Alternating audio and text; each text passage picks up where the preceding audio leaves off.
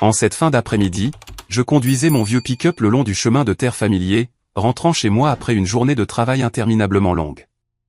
La sueur imprégnait encore ma chemise de coton usée au niveau des épaules, et mon corps se sentait complètement vidé, comme si chaque muscle criait au repos. Je m'appelle Daniel. Mon travail consiste à être agent d'entretien pour divers sites disséminés dans la banlieue, des petits boulots comme réparer la plomberie, vérifier les systèmes électriques ou colmater des toits pour de petites fermes. Ce n'est rien de prestigieux, mais c'est suffisant pour joindre les deux bouts, et j'apprécie sa simplicité. Le ciel s'est assombri plus vite que je ne l'avais prévu, avec de lourds nuages gris arrivant de l'horizon, avalant la faible lueur restante du soleil. Le sentier étroit était désert, flanqué des deux côtés par des bois clairsemés parsemés de rochers escarpés et déchiquetés. Un vent glacial sifflait à travers la vitre fissurée, transportant l'odeur de la terre humide et des feuilles en décomposition, envoyant un frisson involontaire le long de ma colonne vertébrale. Tout ce que je voulais, c'était rentrer à la maison, prendre une douche et m'effondrer sur le lit avec une bière fraîche. Mais alors, dans un virage sans visibilité où la route serpentait brusquement comme une entaille dans la peau de la terre, j'ai aperçu une voiture. C'était une berline de luxe, son éclat terni par la poussière de la route, garée près de l'accotement droit. Le pneu arrière gauche était complètement à plat, affaissé comme un ballon crevé. À côté de la voiture se tenait un couple de personnes âgées, leurs expressions déconcertées clairement visibles dans la faible lueur de leurs phares. Le vieil homme portait une veste en laine grise, et la vieille femme avait un mince châle drapé sur ses épaules. Ils avaient tous les deux l'air de citadins, complètement déplacés dans cette nature sauvage. Ils étaient manifestement peu familiers avec la situation. Je pouvais le deviner à la façon dont l'homme regardait maladroitement autour de lui et dont la femme s'agrippait fermement à son bras, ses yeux brillants d'inquiétude. Mon cœur rata un battement.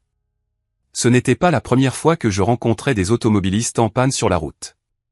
Mais aujourd'hui, tout semblait plus lourd. La nuit tombait vite, et il n'y avait pas âme qui vive à des kilomètres à la ronde. J'ai hésité quelques secondes, mes mains serrant fermement le volant. Je n'étais pas du genre à me mêler des affaires des autres. Ma vie était déjà assez épuisante avec des journées de travail sans fin. Et après une longue journée comme celle-ci, tout ce que je voulais, c'était rentrer chez moi et tout oublier.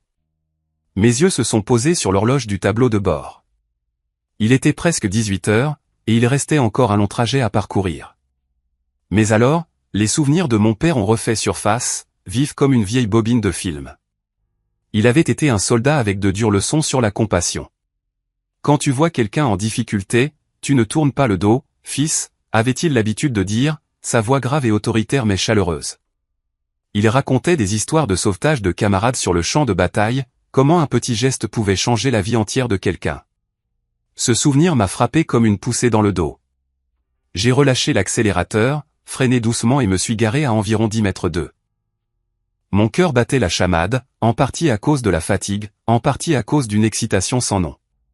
Avait-il besoin de mon aide? Me suis-je demandé, mais j'ai chassé cette pensée. J'ai coupé le moteur, suis sorti, et mes bottes couvertes de boue ont crissé sur le gravier. Le vent était maintenant glacial, me fouettant le visage comme de fines lames. En m'approchant, j'ai rapidement remarqué que le couple âgé était habillé simplement mais élégamment.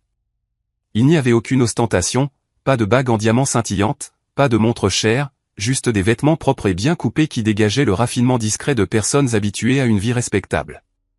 J'ai jeté un coup d'œil au pneu arrière complètement dégonflé, puis j'ai parlé le premier. « Vous avez des problèmes ?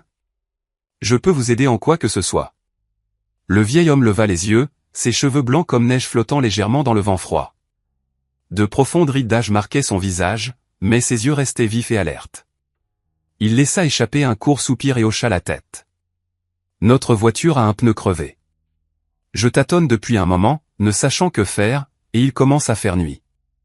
La vieille femme se tenait à côté de lui, serrant fermement la lanière de son sac à main comme pour se stabiliser.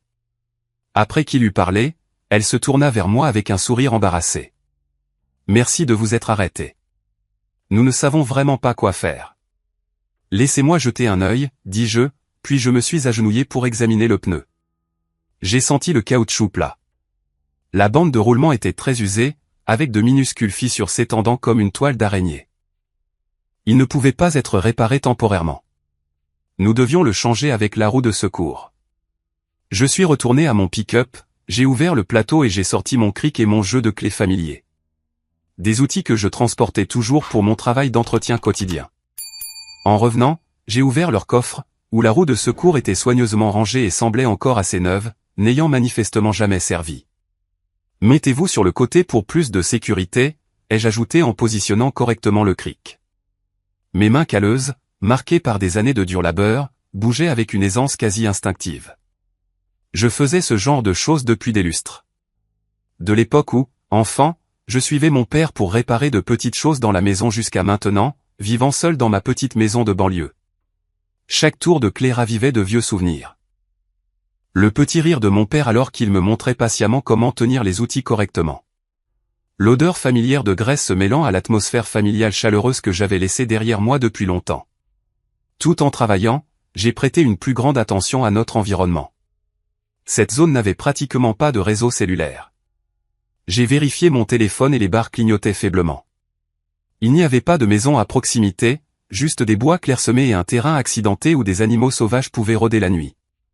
L'obscurité tombait plus vite que prévu, s'étalant comme de l'encre sur du papier, et le vent a commencé à hurler à travers la cime des arbres. J'ai réalisé que même après avoir changé le pneu, continuer le voyage de nuit serait extrêmement risqué pour des personnes âgées comme eux.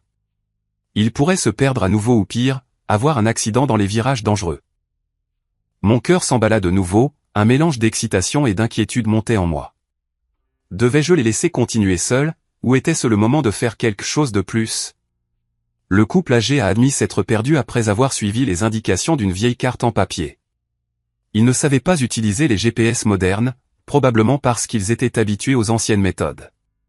Nous sommes venus de la ville pour rendre visite à un ami dans la région, expliqua la vieille femme, sa voix tremblant légèrement. Mais la carte nous a menés ici, et maintenant voilà ce qui est arrivé. Ils avaient l'air complètement désorientés et anxieux. Le vieil homme ne cessait de regarder le ciel tandis que la femme serrait plus fort son châle. Je pouvais sentir leur peur, perdus au milieu de nulle part, la nuit tombant, personne pour les aider. Cela m'a rappelé la fois où mon père s'était perdu dans les bois en chassant, et comment il avait décrit cette peur comme une leçon de solitude. J'ai fini de changer le pneu, j'ai essuyé mes mains pleines de graisse sur un vieux chiffon de ma poche, je me suis relevé et j'ai tout vérifié. Leur voiture était à nouveau en état de rouler, mais je ne me sentais toujours pas à l'aise. J'ai regardé autour du sentier désert alors que la nuit tombait plus vite que prévu. Diverses possibilités me traversèrent l'esprit. Appeler une dépanneuse était presque impossible sans réseau ici. Les laisser conduire seuls dans le noir était trop dangereux. La route devant était étroite, pleine de nids de poules, et mes phares n'étaient pas assez puissants pour guider en toute sécurité des conducteurs âgés. Un virage glissant pouvait mener à la catastrophe. Je suis resté là quelques secondes, entendant clairement mon cœur battre dans ma poitrine, non par peur, mais par un sens des responsabilités. Finalement, j'ai pensé à l'option la plus simple. Ma maison n'avait rien de spécial, juste une vieille cabane en bois avec une cuisinière à gaz et un lit simple. Mais elle était sèche, à l'abri du vent et sûre. S'ils étaient d'accord, je pouvais les inviter à passer la nuit, puis les conduire à la route principale le matin où il y avait des stations-service et de la circulation. Après une brève pause, je pris une profonde inspiration et proposai, « Monsieur, madame, il se fait tard et cette route est très dangereuse la nuit. Pourquoi ne viendriez-vous pas chez moi pour passer la nuit? Ma maison est tout près. Elle est petite mais propre. Demain matin, je vous guiderai jusqu'à la route principale. Ce sera beaucoup plus sûr. » Les mots sortirent naturellement, bien qu'à l'intérieur j'étais plein d'hésitation. Le couple âgé fut surpris par l'offre. Les yeux du vieil homme s'écarquillèrent et la femme couvrit sa bouche. Mais ils sentirent la sincérité dans mon inquiétude pour leur sécurité. Ce n'étaient pas des paroles en l'air, mais une véritable préoccupation.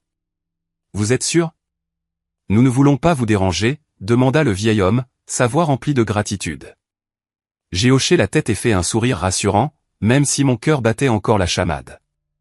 Nous sommes montés dans nos véhicules. J'ai ouvert la voie, leur berline me suivant.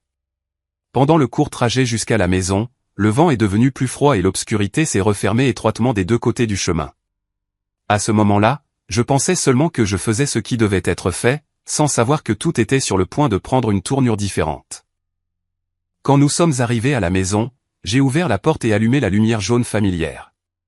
La lueur chaude s'est répandue, illuminant ma petite maison. Un salon-cuisine combiné, une chambre à l'arrière et une salle de bain basique. Rien de vantard, Mais tout était bien rangé et suffisant, offrant un sentiment de sécurité après une longue journée. J'ai apporté des couvertures et des oreillers pour leur préparer le canapé, j'ai fait bouillir de l'eau pour un thé chaud afin de chasser le froid persistant. Pour détendre l'atmosphère, j'ai partagé quelques histoires légères de mon travail, des anecdotes aléatoires qui n'allaient nulle part, mais qui suffisaient à faire sourire. Ils ont ri avec moi, me remerciant à plusieurs reprises, et nous avons discuté doucement de la vie et des choses les plus ordinaires. Je n'attendais aucune grande gratitude. Pour moi, c'était simplement la bonne chose à faire, exactement comme mon père l'avait enseigné, ne pas tourner le dos à quelqu'un dans le besoin. Mais au fond de moi, je n'avais aucune idée que la décision de m'arrêter sur ce sentier désert avait discrètement ouvert le plus grand tournant de ma vie. Cette nuit-là, allongé dans mon lit, écoutant le vent dehors, mon cœur battait encore la chamade à cause de tout ce qui s'était passé. Que apporterait demain? Serait-il en sécurité? Ou quelque chose d'inattendu attendait-il?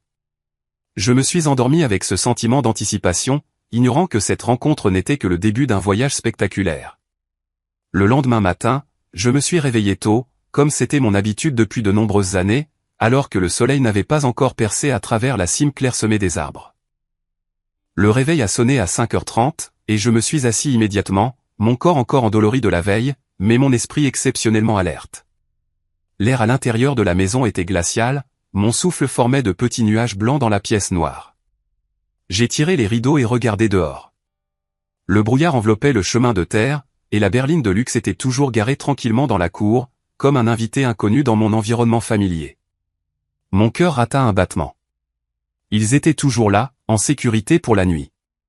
Mais pourquoi ressentais-je encore un vague malaise, comme si quelque chose de bien plus grand se cachait en attente? Je suis entré dans la petite cuisine, j'ai allumé la lumière jaune chaude et j'ai commencé à préparer un petit déjeuner simple. Ma maison portait les marques d'une vie frugale et ordonnée. Rien d'extravagant, juste des articles essentiels bien rangés. La vieille table en bois que mon père avait construite lui-même, quelques chaises usées et l'étagère de la cuisine avec des pots d'épices organisés par ordre alphabétique. Je n'étais pas un homme riche, mais je gardais toujours tout propre, comme mon père l'avait enseigné. L'ordre est le fondement de la discipline, fils. J'ai fait frire quelques œufs, grillé du pain et préparé du café noir. Pas de sucre, pas de lait, juste le goût amer familier qui m'aidait à me réveiller. L'arôme de la nourriture s'est répandu et j'ai soudain pensé au couple âgé dormant sur le canapé. Serait-il habitué à un repas aussi simple? Ou venait-il d'un monde différent où le petit déjeuner signifiait des plats gastronomiques? Cette pensée m'a fait marquer une pause, mon cœur battant plus vite. Je ne savais rien d'eux, seulement qu'ils avaient besoin d'aide. Et maintenant, je partageais mon espace de vie avec des étrangers. Alors que le soleil commençait à se lever, le couple âgé s'est réveillé, l'air beaucoup plus détendu après une nuit de repos. Le vieil homme s'est étiré. La vieille femme m'a souri, et ils ont observé mon espace de vie avec des yeux curieux mais non critiques. « Votre maison est si confortable », dit doucement la vieille femme. Ils ont remarqué les meubles anciens mais soigneusement entretenus, la radio vintage sur l'étagère, les livres de réparation bien empilés et le sol impeccable sans une particule de poussière. Tout était en ordre, reflétant une personne disciplinée et responsable comme moi. Je les ai invités à table et nous avons pris le petit déjeuner ensemble. La conversation était légère. Ils m'ont interrogé sur mon travail et je leur ai parlé de mes journées à entretenir des sites, de mon amour pour la simplicité, mais à l'intérieur, je sentais la différence. Ils parlaient avec un ton élégant, comme des gens qui avaient connu une vie raffinée. Mon cœur battait la chamade en pensant qu'ils pourraient me juger ou, pire, me plaindre. « Vous vivez seul ici ?» demanda le vieil homme, et j'ai hoché la tête, mentionnant brièvement mes parents à quelques heures de route. L'atmosphère était chaleureuse, mais je ne pouvais pas me défaire de ma nervosité. Était-ce la fin ou juste le début de quelque chose? Après le petit déjeuner, j'ai vérifié une dernière fois leur voiture pour m'assurer qu'elle était sûre à conduire. Je ne voulais laisser aucun risque, surtout qu'ils avaient un long voyage devant eux. Je me suis agenouillé, j'ai vérifié la pression des pneus, resserré les écrous de roue et même inspecté le niveau de carburant. Je veux juste vérifier une dernière fois pour avoir l'esprit tranquille. La sécurité d'abord, ai-je marmonné, mes mains tremblant légèrement d'inquiétude. Ils se tenaient là à regarder, souriant avec gratitude. « Vous êtes si méticuleux. »« Merci de nous aider, » dit la vieille femme. J'ai hoché la tête, mais dans mon esprit, les images du sentier sombre et dangereux de la nuit précédente refaisaient surface. Que leur serait-il arrivé si je ne m'étais pas arrêté? Cette pensée fit battre mon cœur plus vite. Un sentiment dramatique surgit, comme si la vie me mettait à l'épreuve. Nous sommes montés dans nos véhicules, et j'ai roulé devant pour guider le couple âgé hors du chemin de terre. La route étroite et sinueuse était pleine de nids de poules et de rochers déchiquetés, faisant constamment tressauter mon camion. J'ai jeté un coup d'œil dans le rétroviseur, voyant la berline suivre, et mon cœur cognait à chaque fois que nous passions un virage dangereux. Le vent soufflait violemment, les feuilles s'éparpillant follement, et je priais pour que rien d'inattendu n'arrive. Finalement, après près d'une heure, nous avons rejoint la route principale, où les panneaux étaient clairs, les stations-service brillaient sous le soleil du matin et le réseau cellulaire était revenu de manière fiable. Je me suis garé sur l'accotement, poussant un soupir de soulagement, mais l'anticipation persistait. Avant de se séparer, le couple âgé a exprimé sa sincère gratitude.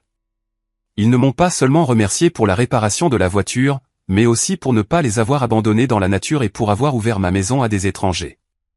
Vous nous avez sauvés, pas seulement la voiture, dit le vieil homme, sa voix tremblante alors qu'il me serrait fermement la main. La vieille femme m'a serré doucement dans ses bras, ses yeux brillants de larmes.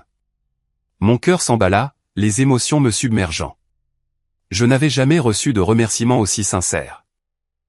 Ils m'ont donné une carte de visite et leur adresse, m'invitant à leur rendre visite à tout moment.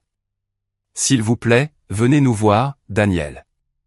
Nous voulons vous recevoir correctement pour vous remercier de votre gentillesse, dit chaleureusement la vieille femme. J'ai accepté la carte, un papier épais et élégant avec des lettres dorées raffinées, poliment, mais sans trop y penser.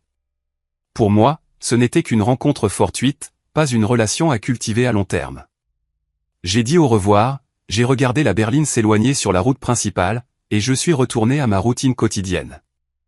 Mais à l'intérieur, un sentiment étrange s'est insinué, comme si une porte venait de s'entr'ouvrir.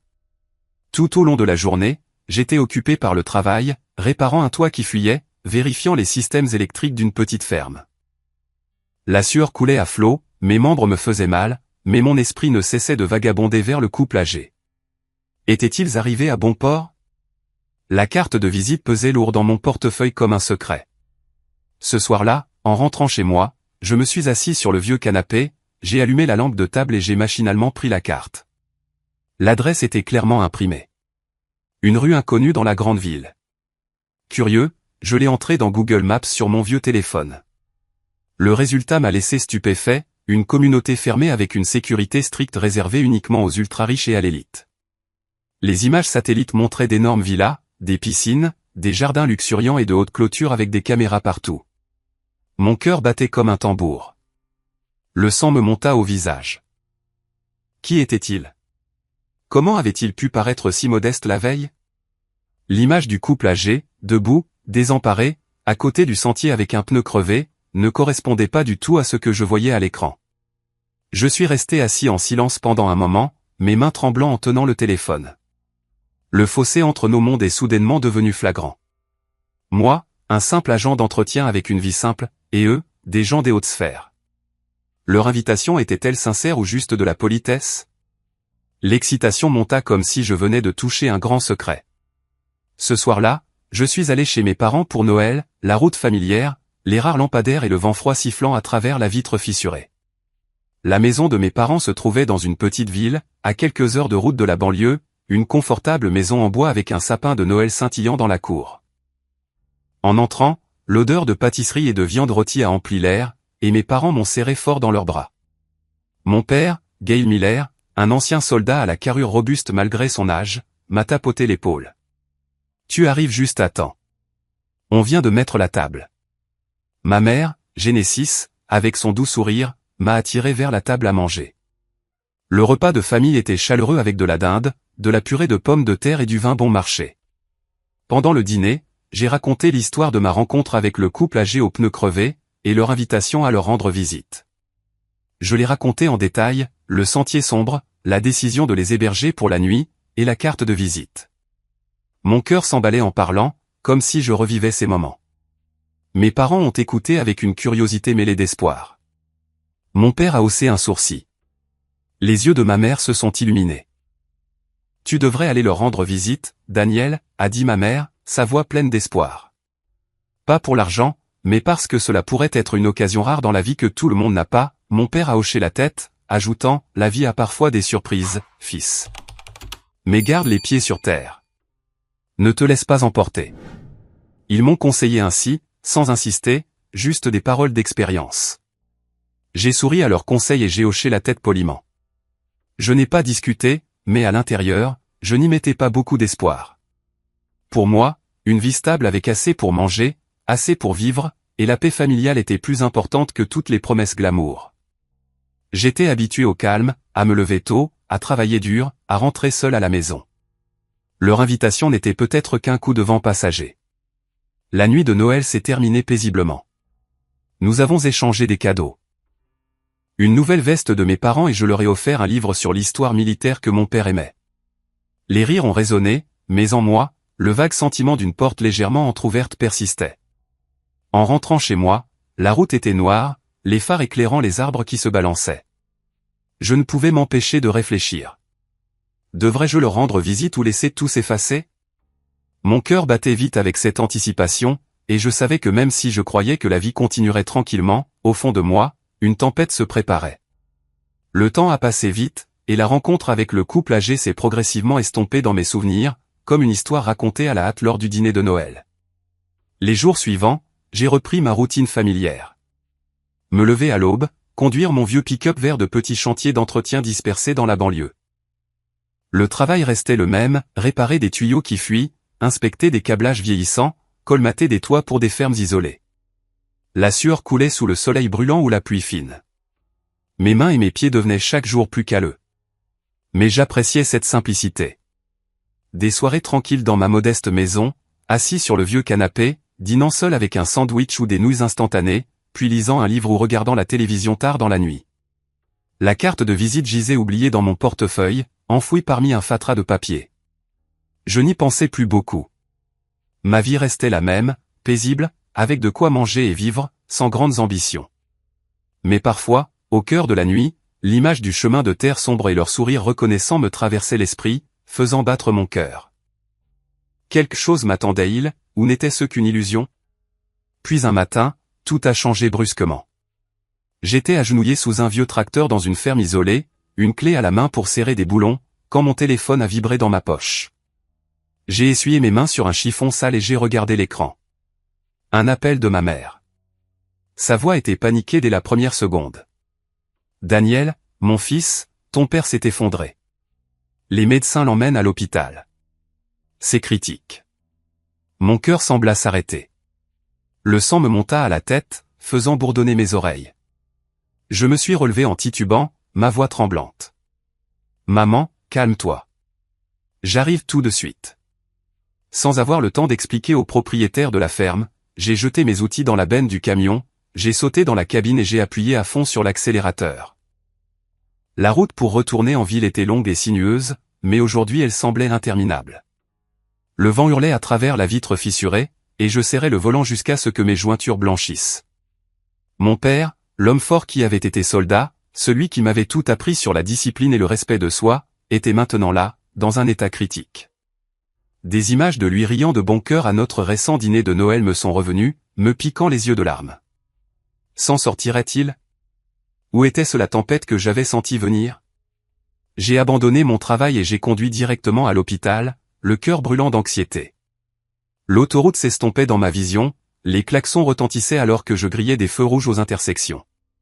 Quand je suis arrivé, les couloirs blancs stériles et l'odeur familière d'antiseptique m'ont frappé, me tordant l'estomac.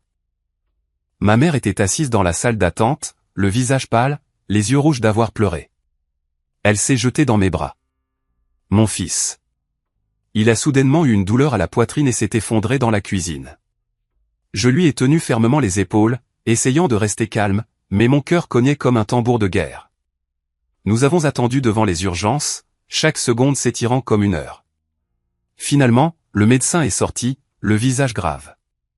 Monsieur Miller a subi une grave crise cardiaque. Nous l'avons stabilisé temporairement, mais il a besoin d'une intervention chirurgicale d'urgence pour poser un stent. J'ai hoché la tête, mais ces mots suivants m'ont frappé comme un coup de poing. Il y a une assurance maladie, mais les frais restants s'élèvent à environ 50 000 $. La famille doit se préparer. Ce chiffre a résonné dans mon esprit, froid et impitoyable. J'ai examiné en silence le devis que le médecin m'a remis. Les chiffres en noir et blanc sur le papier m'ont laissé sous le choc. 50 000 $, une somme colossale pour notre famille. Je me suis assis seul dans un coin du couloir, calculant toutes les possibilités. Mes économies s'élevaient à seulement 10 000 $. Les prêts bancaires impliquaient des procédures fastidieuses nécessitant au moins 2 semaines. Un temps que mon père n'avait pas. Que pouvais-je faire pour trouver l'argent? Mes amis étaient de simples artisans comme moi. Personne n'avait une telle somme. J'ai appelé plusieurs organisations d'aide médicale, ma voix suppliante, « Bonjour, ma famille a besoin d'une aide urgente. » Mais la réponse était toujours, « Nous allons examiner votre dossier, mais nous avons besoin de tous les documents. » Du temps, une chose que mon père ne pouvait pas se permettre d'attendre. Mon cœur s'emballa, des sueurs froides me parcouraient malgré la fraîcheur du couloir. Y avait-il un moyen? Où devrais-je regarder mon père s'éteindre à cause de l'argent? Les jours suivants se sont déroulés dans la tension et l'épuisement. Je vivais pratiquement à l'hôpital, somnolent sur les chaises de la salle d'attente, entrecoupé d'appels futiles aux banques et aux associations caritatives. Ma mère pleurait davantage, et je devais être fort pour la réconforter. Je trouverai un moyen de couvrir les frais d'hôpital, maman. Ne t'inquiète pas, mais tard dans la nuit, quand l'hôpital était silencieux, à l'exception du bip des machines de la chambre de mon père, je m'asseyais seul dans la salle d'attente, le cœur lourd, ma main cherchant machinalement la carte de visite rangée dans mon portefeuille, le papier épais et élégant avec l'adresse UP. L'image du couple âgé est apparue vivement, leur sourire reconnaissant, leur invitation sincère. Médrail, où n'était ce qu'un vœu pieux? Mon cœur cognait, une vague d'excitation mêlée de désespoir montait en moi. Je me suis débattu intensément. Une partie de moi voyait le fait de les contacter comme une exploitation de leur gentillesse.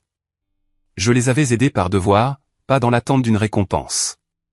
Une autre partie savait que c'était peut-être la seule chance de sauver mon père. Chaque seconde d'hésitation le rapprochait de la mort.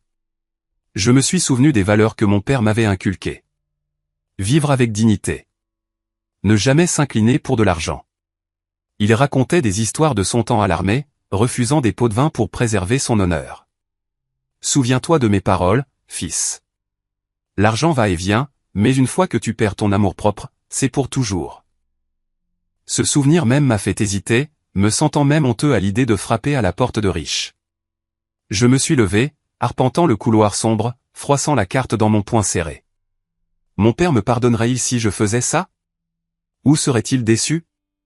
Mais chaque fois que je le voyais là, de plus en plus fragile, la peau pâle, la respiration faible à travers le tube à oxygène, toutes mes rigides barrières morales ont commencé à vaciller. Il n'était plus l'homme fort. Il n'était qu'un vieil homme frêle qui avait besoin que son fils le sauve. Je me suis assis à son chevet, lui tenant la main. Papa, je ferai tout ce qu'il faut pour te sauver. Des larmes ont coulé sur mes joues pour la première fois depuis des années. J'ai réalisé que cette fois, je ne les contactais pas par ambition, mais parce qu'il n'y avait pas d'autre choix.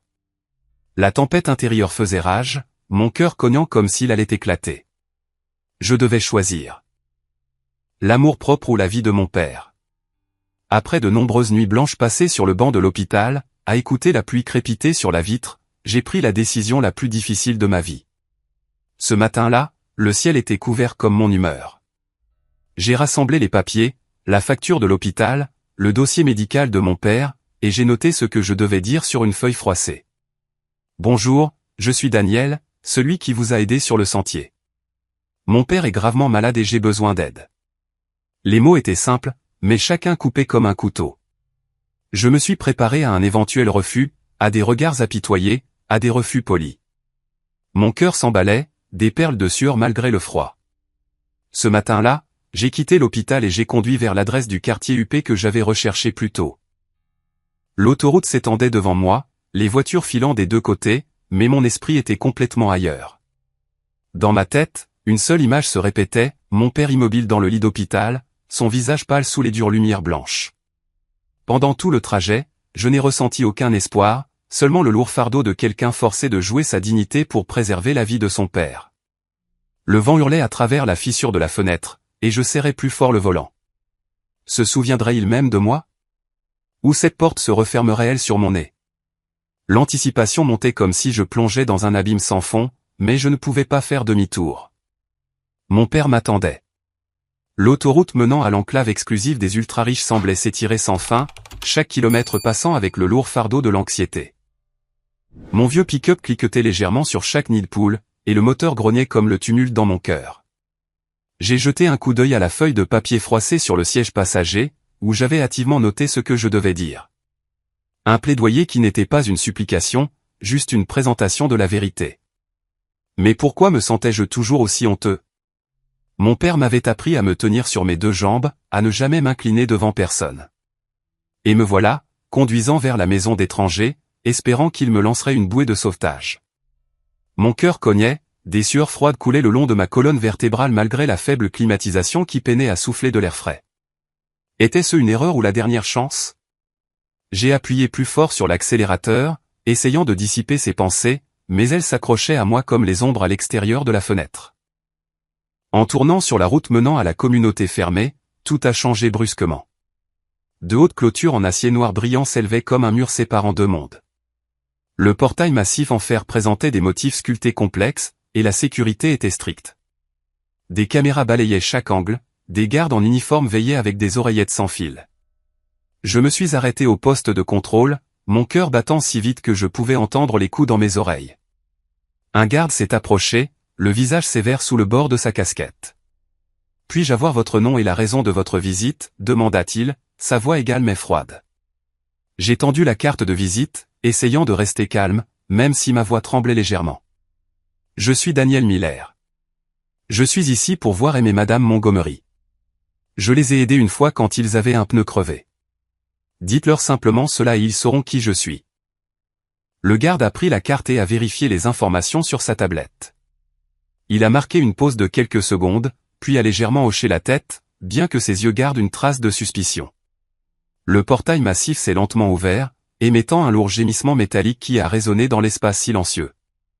J'ai conduit à l'intérieur, mon cœur battant lentement mais lourdement, ayant l'impression de franchir une frontière invisible vers un monde étranger où les gens comme moi n'avaient pas leur place. Le vaste domaine s'est déployé devant moi, tout étant entretenu avec une perfection méticuleuse. La pelouse était tondue aussi nettement qu'un tapis, les allées impeccables sans une particule de poussière, et les massifs de fleurs s'épanouissaient vivement sous le soleil du matin. La villa paraissait magnifique mais sobre, une maison de 2 étages à l'architecture classique, de grandes fenêtres en verre reflétant la lumière, et un toit de tuiles rouges fraîches. Je me suis garé devant le portail de la demeure et j'ai instinctivement jeté un coup d'œil à moi-même dans le rétroviseur, ma vieille veste usée aux épaules, des bottes aux talons usés et couvertes de boue des chantiers. L'apparence d'un ouvrier ordinaire complètement déplacé dans ce cadre luxueux. Mon cœur battit plus vite, une vague d'infériorité montant en moi. J'avais l'air d'un intrus et cette pensée fit trembler mes mains en coupant le moteur. Allait-il se moquer de moi ou simplement me renvoyer poliment? J'ai pris une profonde inspiration, suis sorti du camion et j'ai appuyé sur le bouton de l'interphone avec des doigts raides. Le petit portail s'est ouvert et le couple âgé est sorti pour m'accueillir avec une chaleur et une familiarité sincères. Monsieur Charles, avec ses cheveux blancs comme neige et son sourire chaleureux, m'a serré fermement la main. Daniel, vous êtes venu. Vous nous avez manqué. Madame Hélène m'a serré doucement dans ses bras, sa voix douce. Entrez, mon cher. Ne restez pas dehors. Il n'y avait pas de fossé de classe entre riches et pauvres, pas de regard condescendant, juste un accueil sincère qui a apaisé ma tension, bien que la suspicion soit restée. Mon cœur battait toujours la chamade, mais maintenant de surprise. Il se souvenait vraiment de moi. Nous sommes entrés, et l'intérieur élégant mais confortable m'a enveloppé, des parquets en bois poli, des canapés en cuir souple et une cheminée crépitant doucement bien que le temps ne soit pas particulièrement froid. Madame Hélène a préparé du thé. M. Charles m'a invité à m'asseoir, et nous avons bavardé légèrement sur le temps, comme si j'étais un vieil ami de passage, mais je devais ensuite révéler la vraie raison. Dans ce cadre, j'ai raconté la situation de mon père, la maladie soudaine, une grave crise cardiaque, l'opération d'urgence nécessaire pour un stent, et les coûts bien au-delà des moyens de notre famille. Ma voix est restée calme, mais mes mains serraient la tasse de thé si fort que mes jointures sont devenues blanches. Mon père est un ancien combattant. Il a toujours été fort, mais maintenant nous ne pouvons pas y faire face. Je ne suis pas venu ici pour mendier. J'espérais juste que vous pourriez peut-être aider. Je n'ai pas supplié ni versé de larmes. Je l'ai exposé directement, prêt à accepter un refus. Pour moi, Venir ici avait déjà été la partie la plus difficile, comme si je me dépouillais de ma dernière couche de dignité. Mon cœur cognait en attendant le rejet, le silence lourd. Le couple âgé a écouté attentivement, leurs expressions inchangées, sans doute, sans dédain. Ils ont montré de l'inquiétude pour chaque détail, surtout comment je plaçais l'honneur et la famille au-dessus de moi-même. Monsieur Charles a posé des questions sur l'état de mon père, et Madame Hélène m'a tenu la main pour me réconforter. Vous avez bien fait de venir ici, Daniel. Nous comprenons. Après avoir saisi toute la situation, ils ont immédiatement proposé de couvrir la totalité des frais de l'opération de mon père, sans condition, sans attente de remboursement. Nous nous occuperons de toutes les dépenses hospitalières pour votre père. Ne vous inquiétez pas, a dit Monsieur Charles de manière décisive, sa voix ferme. Cette rapidité m'a laissé stupéfait, la bouche bée, incapable de parler. Mon cœur a semblé s'arrêter une seconde, puis s'est emballé sauvagement d'incrédulité. Ils aidaient vraiment. Non par pitié, mais par pure bonté. J'ai balbutié mes remerciements, mais ils ont fait un geste de la main. Vous nous avez sauvés sur ce sentier. Maintenant, c'est notre tour. Cela ne s'est pas arrêté là. Charles et Hélène ont également pris l'initiative de dire qu'ils voulaient rendre visite à mon père à l'hôpital ce jour-là même. Madame Hélène a dit calmement mais fermement qu'aider n'était pas seulement une question d'argent, mais d'être là quand quelqu'un en avait le plus besoin. J'ai hoché la tête, suis retourné à mon vieux pick-up et j'ai démarré le premier. Leur limousine a suivi tranquillement derrière, maintenant une distance respectueuse. J'ai ouvert la voie, familier avec chaque virage et chaque tronçon de route vers l'hôpital que j'avais parcouru d'innombrables fois ces derniers jours. Pendant le trajet, mes mains serraient fermement le volant. Dans mon esprit, l'image de mon père immobile dans le lit d'hôpital ne cessait de se rejouer, son visage pâle sous les froides lumières blanches. Je me demandais ce qu'il penserait s'il se réveillait et apprenait que j'avais demandé leur aide. Serait-il fier que je n'ai pas tourné le dos quand j'étais acculé ou déçu que j'ai dû baisser la tête et demander de l'aide aux autres? À l'hôpital, la présence du couple âgé a créé une atmosphère entièrement différente. Ils ont parlé avec les médecins, se sont enquis de son état en détail et ont montré un profond respect pour l'homme qui avait autrefois servi comme soldat.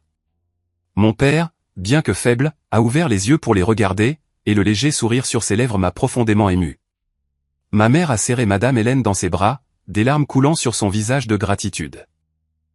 J'ai observé tout cela avec des émotions mitigées, une profonde gratitude, un étonnement face à leur générosité, et une confusion en réalisant que la gentillesse que j'avais un jour donnée revenait de la manière la plus inattendue. Comme un cercle parfait, mais plein de drames, du sentier désert à la chambre d'hôpital stérile. Mon cœur s'est emballé, un sentiment chaleureux s'insinuant au milieu de l'inquiétude. Était-ce un rêve ou la réalité changeait-elle trop vite? Avant de quitter l'hôpital, le couple âgé a mentionné une autre possibilité. Ils ont exprimé leur désir que j'envisage de travailler pour leur entreprise familiale. Nous ne faisons pas cela comme une faveur, Daniel, a dit sérieusement Monsieur Charles. Nous voyons en vous des capacités et de la discipline. C'est une opportunité pour vous de grandir. Cette offre ouvrait une voie entièrement nouvelle, d'un simple agent d'entretien à un employé dans leur empire. Mais cela signifiait aussi entrer plus profondément dans un monde auquel je n'avais jamais appartenu. Des immeubles de bureaux imposants, des réunions à haute pression et les exigences de l'élite. Je n'ai pas répondu immédiatement, hochant seulement la tête poliment. J'aurais besoin d'un peu de temps pour y réfléchir, monsieur. Mon cœur s'est emballé d'anticipation. Était-ce une opportunité ou un piège? Je ne le savais pas, mais ce sentiment rendait tout plus dramatique. En quittant l'hôpital et en rentrant seul à la maison, j'ai clairement senti qu'à partir de ce moment, ma vie avait pris une tournure différente. Je n'étais plus seulement un spectateur qui avait aidé par hasard. J'étais au seuil d'un voyage plein de défis et de bouleversements. Le vent hurlait toujours à l'extérieur de la fenêtre, mais maintenant il portait l'espoir mêlé à l'anxiété. Mon père avait été sauvé, mais qu'en était-il de moi? Étais-je prêt à franchir cette porte? L'excitation a monté et j'ai su que la véritable tempête ne faisait que commencer. Après que l'état de mon père se soit stabilisé suite à l'opération, j'ai repris ma routine familière. Des journées passées à conduire mon vieux pick-up vers de petits chantiers d'entretien dispersés, à réparer des tuyaux rouillés ou à inspecter des systèmes électriques dans des maisons rurales isolées. La sueur coulait toujours sous le soleil ardent. Mes mains et mes pieds devenaient plus calleux avec de nouvelles égratignures, et les soirées restaient calmes dans ma modeste maison avec des repas rapides et un sommeil agité. Mais mon esprit n'était plus en paix comme avant. L'offre d'emploi de M et Madame Charles et Hélène Montgomery ne cessait de refaire surface dans mes pensées comme un fantôme persistant. Chaque fois que je serrais une clé pour serrer des boulons, je voyais des images de leur luxueuse villa et j'entendais la voix de Monsieur Charles. C'est une opportunité pour vous de grandir. Mon cœur s'emballait à chaque fois, un mélange d'excitation et de peur me parcourant. Avais-je ma place dans ce monde? Ou n'étais-je qu'un étranger qui serait tôt ou tard repoussé? J'ai essayé de chasser ces pensées en me concentrant sur le travail. Mais la nuit, allongé dans mon lit, écoutant le vent hurler, ces pensées revenaient en force, rendant le sommeil plus difficile que jamais. J'ai décidé d'en parler franchement avec mes parents.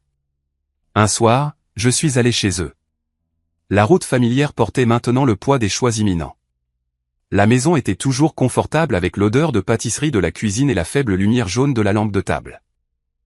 Mon père, Gail, bien que toujours faible après l'opération, était assis fermement dans son fauteuil, ses yeux vifs comme à l'époque de l'armée. Ma mère, Genesis, s'affairait à faire du thé, mais son regard était plein d'inquiétude. Nous nous sommes assis autour de la table à manger, et je leur ai tout raconté, l'offre des Montgomery, le poste dans leur grande entreprise, et mon hésitation. Je ne sais pas si je suis fait pour ça, ai-je dit, ma voix tremblant légèrement. C'est un monde complètement différent du mien.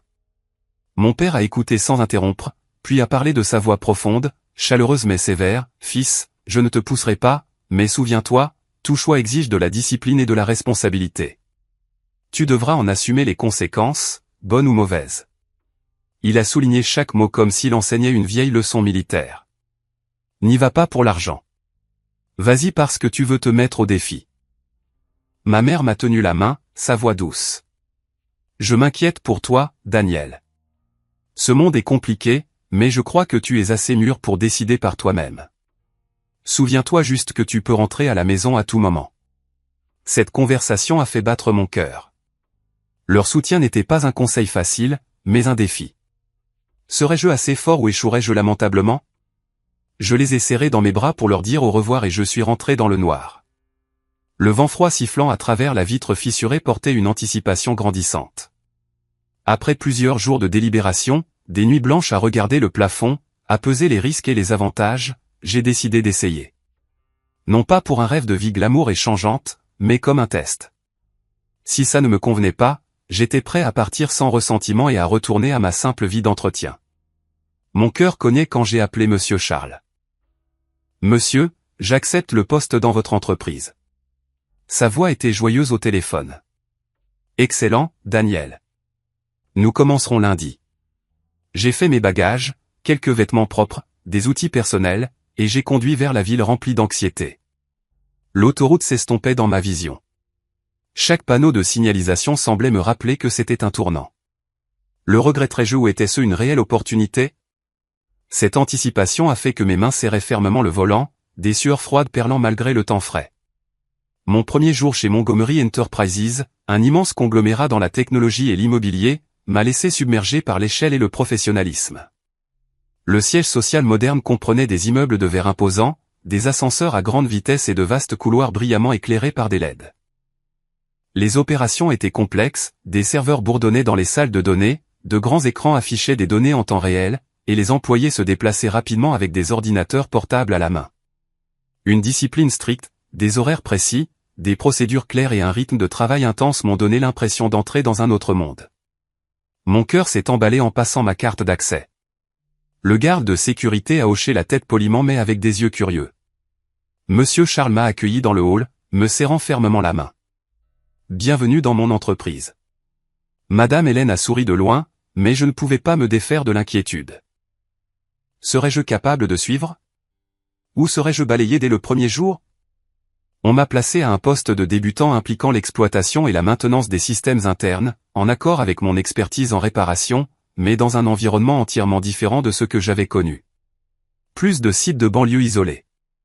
C'était maintenant un réseau complexe avec des serveurs cloud, des logiciels d'automatisation et des équipements haut de gamme. Le chef de service, un homme d'âge moyen nommé Monsieur Aron, m'a confié ma première tâche, inspecter et maintenir le système de sauvegarde des données. Ne me décevez pas, Miller, a-t-il dit d'un ton neutre mais plein d'attente. Les premiers jours ont été incroyablement difficiles. J'ai dû apprendre les procédures à partir de zéro, lire d'épais manuels, me familiariser avec de nouvelles technologies comme les logiciels de surveillance réseau et les appareils IoT. La pression du temps pesait lourdement. Des délais serrés et une surveillance stricte par des caméras. J'ai réalisé qu'ici, même la plus petite erreur pouvait avoir des conséquences majeures. Une erreur de maintenance pouvait perturber tout le système, affectant des centaines d'employés. Mon cœur cognait chaque fois que j'appuyais sur le bouton « Exécuter ». Des sueurs froides perlaient en attendant les résultats. Allais-je tout gâcher ou être renvoyé la première semaine? Certains collègues étaient sceptiques à mon égard dès le début. Les rumeurs se sont répandues comme une traînée de poudre dans les conversations de la salle de pause. Ce nouveau, c'est un piston des patrons, il a un traitement de faveur. Je l'ai entendu en prenant un café. Mon cœur s'est emballé de colère, mais je l'ai contenu. Il me regardait avec des yeux scrutateurs, un travailleur manuel parmi des gens en costume impeccable transportant des iPads. Je n'ai pas discuté. J'ai choisi le silence et je me suis concentré sur le travail. Chaque matin, j'arrivais plus tôt que nécessaire, vérifiant les systèmes avant l'arrivée des autres, et je restais tard pour en apprendre davantage. Mais l'anticipation demeurait. Les rumeurs m'isoleraient-elles, ou devais-je prouver ma valeur par mes actions? Pendant ce temps, Landon Montgomery est apparu comme une ombre complètement opposée. Il était le fils des Montgomery, occupant un titre élevé, vice-président des opérations, mais il se présentait rarement à l'heure. Je l'ai rencontré pour la première fois dans le couloir, grand et mince, les cheveux gominés, portant des costumes chers, mais avec une cravate de travers. Landon négligeait souvent le travail, sautant des réunions importantes pour le golf ou des amis, ne respectant pas les protocoles de sécurité, et ne cachant pas son mépris pour moi. Vous êtes le nouveau. J'espère que vous êtes meilleur pour réparer les systèmes que pour réparer les pneus, a-t-il dit sarcastiquement lors de notre première rencontre, sa voix dégoulinant de moquerie. Mon cœur s'est emballé de colère, mais j'ai seulement hoché la tête poliment. Je ferai de mon mieux, monsieur. Landon a vite compris que ma présence n'était pas celle d'un simple nouvel employé. Il me voyait comme une menace potentielle, même si je n'avais aucune intention de rivaliser. Peut-être parce que M et Madame Montgomery me mentionnaient parfois avec de légers éloges ou parce qu'ils sentaient la différence. Je travaillais dur pendant qu'il était paresseux. De petits affrontements ont commencé à apparaître, rendant l'atmosphère de plus en plus tendue. Landon me compliquait délibérément la tâche, me donnant des missions vagues comme vérifier le système, rendez-le stable, sans précision, puis minimisant mes efforts devant les autres lors des réunions. Qu'est-ce qui prend tant de temps à Miller, disait-il ouvertement, même si j'avais terminé en avance. Mon cœur cognait à chaque fois, le sang me montant au visage de frustration. Essayait-il de me pousser à bout? Ou n'était-ce que le premier défi? Je l'ai reconnu, mais je ne l'ai pas confronté directement. Ce n'était pas mon style. Au lieu de cela, j'ai choisi de travailler plus dur, d'apprendre plus vite et de corriger les oublis des autres. J'ai discrètement résolu des problèmes opérationnels persistants, une faille de sécurité mineure, un câble lâche qui pouvait provoquer un incendie, ou l'optimisation de logiciels pour économiser de l'énergie. Pas besoin de crédit. Je l'ai fait par sens des responsabilités, comme mon père me l'a appris. Charles et Hélène observaient tout de loin, à travers les rapports et les caméras. Ils n'intervenaient pas ou ne me défendaient pas publiquement, évaluant simplement en silence ma façon de gérer la pression et l'injustice. Je le sentais. Le regard dans les yeux de Monsieur Charles quand nous nous croisions dans le hall. Le sourire encourageant de Madame Hélène. Mais leur silence me rendait plus anxieux. Me trouvait-il assez bon? Ou serait-il déçu? Progressivement, mes résultats au travail ont commencé à parler d'eux-mêmes. Les pannes ont diminué de manière notable. Les systèmes fonctionnaient plus fluidement, la progression s'est stabilisée, et d'autres départements ont commencé à reconnaître mes contributions.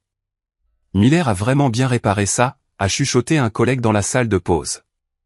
Mon cœur s'est emballé de fierté, mais je suis resté humble.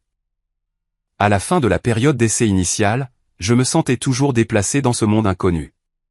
Des déjeuners solitaires, des conversations superficielles et une pression incessante. Mais j'avais prouvé une chose, je n'étais pas là par gentillesse ou pitié, mais grâce à mes propres capacités et à ma discipline. Monsieur Charles m'a appelé dans son bureau et m'a tapoté l'épaule. Vous faites du très bon travail, Daniel. Continuez comme ça. Ces mots ont fait battre mon cœur d'anticipation. Un nouveau chapitre s'ouvrait, mais Landon restait une ombre menaçante. Les affrontements s'intensifieraient-ils? Où serais-je entraîné dans le tourbillon? Ce sentiment dramatique rendait tout tendu comme une bombe à retardement. Landon? Il me regardait de plus en plus avec des yeux hostiles, et je savais que le véritable conflit ne faisait que commencer. Chaque matin en arrivant à l'entreprise, mon cœur s'emballait à nouveau, attendant l'inattendu. Resterais-je ferme ou serais-je renversé? Ce voyage était plein de défis, et j'étais en plein dans l'œil du cyclone. Le temps a passé rapidement dans le monde impitoyable de Montgomery Enterprises, et je me suis progressivement habitué à son rythme effréné. Je n'étais plus le nouveau venu déconcerté errant dans les couloirs avec des yeux curieux et anxieux, j'étais devenu un maillon fiable du département des opérations. Chaque matin, je passais ma carte tôt, m'asseyais devant de grands écrans avec des données défilant sans fin, et vérifiais les systèmes avant l'arrivée des autres. Le travail n'était plus inconnu. Je savais comment gérer des erreurs de réseau soudaines, optimiser les serveurs pour éviter les surcharges et coordonner avec d'autres départements sans avoir besoin de directives. Mais cette familiarité ne réduisait pas le sentiment d'anticipation. Au contraire, elle me rendait plus vigilant. Mon cœur s'emballait chaque fois que les portes de l'ascenseur s'ouvraient, me demandant quelle surprise la journée pourrait apporter. Un email urgent ou une réunion impromptue où tous les yeux se tourneraient vers moi. J'avais appris qu'ici, la paix n'était qu'une illusion. La tempête pouvait frapper à tout moment. Progressivement, on a commencé à me confier des problèmes plus complexes, du genre que les autres évitaient comme la peste. Des systèmes de maintenance qui se chevauchaient ou des processus obsolètes causaient des lenteurs. Des erreurs de longue date comme des câbles obsolètes risquant de provoquer des incendies ou des logiciels défectueux entraînant des sauvegardes de données incomplètes. Le manager Harland m'a appelé dans son bureau, son ton sérieux. « Daniel, occupez-vous de ça. Personne ne veut y toucher car ils ont peur de la responsabilité, mais je crois que vous pouvez le faire. » Mon cœur cognait sous la pression. Il ne s'agissait pas de petites réparations de banlieue. C'étaient des problèmes qui pouvaient affecter toute l'entreprise, coûtant potentiellement des millions si quelque chose tournait mal. J'ai passé des heures devant l'ordinateur à analyser des données, à tester des solutions, mes mains tremblant légèrement en lançant des programmes de diagnostic. M'appuyant sur mon expérience pratique d'années en tant qu'agent d'entretien et sur la mentalité disciplinée forgée par ma famille, mon père m'a appris à toujours vérifier 2 fois avant de considérer quelque chose comme terminé. J'ai amélioré régulièrement les performances. Je n'ai pas proposé d'idées tape à accent grave-l'œil comme suggéré de nouveaux équipements coûteux. Au lieu de cela, je me suis concentré sur des solutions durables et sûres, comme la restructuration des processus pour réduire les erreurs récurrentes ou le remplacement de vieux composants en optimisant ce que nous avions déjà. Les résultats ont progressivement émergé. Les systèmes fonctionnaient plus fluidement. Les temps d'arrêt ont considérablement diminué. Mais chaque fois que je terminais, mon cœur battait toujours la chamade. Avais-je manqué quelque chose? Ou quelqu'un allait-il minimiser mes efforts? Certains cadres intermédiaires ont commencé à me remarquer. Plus avec les regards sceptiques des premiers jours, mais avec une véritable reconnaissance. Ils ont vu que j'étais quelqu'un qui faisait le travail sans se plaindre des heures supplémentaires, sans chercher le crédit ou prendre la parole en réunion. Je terminais simplement mes tâches en silence, comme mon père l'avait enseigné. Fais du bon travail, et il parlera de lui-même. Après un projet d'opération conclu sans heurts, M. Harlon s'est approché et m'a tapoté légèrement l'épaule. « Vous êtes en train de changer ce département, Daniel. » Ces mots ont réchauffé ma poitrine un instant, mais ils ont été rapidement suivis par l'anticipation familière. J'ai compris qu'être remarqué signifiait aussi assumer plus de responsabilités et parfois attirer des regards moins amicaux. Progressivement, les collègues ont commencé à venir me voir dès qu'ils rencontraient des problèmes plutôt que de les éviter comme avant. « Daniel, peux-tu jeter un œil à cette erreur? Le système semble à nouveau faire des siennes. » Je les ai aidés sans hésitation car pour moi, c'était juste un travail à faire. Mais au fond de moi, je sentais clairement l'atmosphère autour de moi changer. Ce n'était plus une simple reconnaissance. C'était comme si une brise froide venait de passer. Un signe que la tempête n'était plus loin. Pendant ce temps, Landon devenait de plus en plus irrité par ma présence. Il sentait sa position menacée, même si je n'avais jamais montré d'ambition compétitive ou de désir de pouvoir. Pour moi, le travail consistait simplement à faire de mon mieux, pas à gravir les échelons ou à prendre la place de quelqu'un. Mais pour Landon, c'était tout à fait différent. Je le voyais clairement lors de nos rencontres dans le couloir, ses yeux plus vifs, son faux sourire masquant la jalousie. Mon cœur s'emballait chaque fois qu'il entrait dans la salle de réunion, me demandant ce qu'il ferait aujourd'hui. Landon a commencé à agir de manière plus impulsive au travail, ignorant les protocoles de sécurité, approuvant des choses sans vérifications appropriées, comme donner le feu vert à une mise à jour logicielle sans la tester, ou faire des interventions émotionnelles dans les décisions opérationnelles sans comprendre les conséquences. Accélérer. Ne faites pas traîner les choses, a-t-il lancé lors d'une réunion, sa voix pleine d'insouciance. Les collègues chuchotaient dans son dos. Il creuse sa propre tombe. Mais je suis resté silencieux, me concentrant sur mes propres tâches, même si l'anticipation grandissait. Son comportement m'entraînerait-il dans des ennuis? Puis un incident interne s'est produit, soudain et grave, causé par la décision hâtive de Landon. Il a approuvé un changement de système sans tests approfondis, ce qui a entraîné une perturbation opérationnelle. Les serveurs ont surchargé, les données ont été retardées, et d'autres départements se sont plaints bruyamment. Les téléphones sonnaient sans arrêt. Des emails urgents ont afflué et l'atmosphère du bureau était tendue comme une corde d'arc. Mon cœur a cogné quand le manager Arlon a appelé. « Daniel, venez gérer cette crise. Nous avons 2 heures pour la régler avant de perdre un client majeur. » Je me suis précipité dans la salle des serveurs, la sueur coulant à flots. L'image de mon père est apparue. « Reste calme, fils. Concentre-toi sur le problème. » Je me suis concentré sur la résolution, en coordination avec les départements concernés, en appelant des techniciens, en analysant les journaux d'erreurs et en appliquant des solutions d'urgence pour rediriger les données. Tout était chaotique, les écrans clignotaient, les collègues se précipitaient, le temps s'écoulait comme du sable. J'ai corrigé les erreurs étape par étape, minimisant les dégâts, récupérant 80% des données en attente et j'ai rapidement rétabli la stabilité du système. Quand l'écran final est redevenu vert, tout le monde a poussé un soupir de soulagement. Mais je n'ai pas pointé du doigt ni exposé l'erreur de Landon. Même si je connaissais la cause, j'ai simplement signalé que le problème était résolu, mes mains tremblant encore d'adrénaline. Après cet incident, ma réputation a considérablement augmenté. Les collègues ont commencé à me faire confiance et à solliciter mon aide de manière proactive face aux difficultés plutôt que de se dérober comme avant. Le manager Arland a envoyé un email à tout le département pour saluer l'effort, et M et Madame Montgomery le savaient certainement. Mon cœur s'est emballé de fierté, mais aussi d'inquiétude. Cette attention pourrait rendre Landon encore plus en colère. Charles et Hélène ont reconnu ma croissance à chaque étape. Ils appréciaient non seulement mes compétences, mais aussi ma façon de rester calme et de placer le bien collectif au-dessus de l'ego personnel. Monsieur Charles m'a appelé dans son bureau privé. « Vous avez très bien fait, Daniel. Je vois clairement la différence dans votre façon de gérer les choses. » Ces mots ont réchauffé mon cœur, mais je ne pouvais m'empêcher de ressentir de l'anticipation. Voyaient-ils aussi les conflits sous-jacents? Ils n'ont rien dit sur Landon, observant simplement en silence comme pour nous tester tous les deux. En revanche, Landon est devenu de plus en plus isolé dans l'entreprise de sa propre famille. Les rappels de ses parents, les réunions privées dont il se plaignait à quelques collègues proches, n'étaient plus perçus comme des conseils, mais alimentaient des sentiments de contrôle et de dévalorisation. Je l'ai entendu parler à un collègue de mon département. Ils aiment plus ce nouveau que moi maintenant. Landon a commencé à nourrir du ressentiment, silencieusement mais de manière palpable. À ses yeux, je n'étais plus un simple employé, mais un étranger qui prenait progressivement la confiance et la position qui lui revenaient de droit. Il m'évitait davantage, mais lorsque nous nous croisions, son regard était plein de haine, comme un animal acculé. Mon cœur s'emballait à chaque fois, un frisson me parcourant l'échine. Que ferait-il? Répandre de mauvaises paroles ou pire? J'ai senti le changement dans les yeux et le comportement de Landon.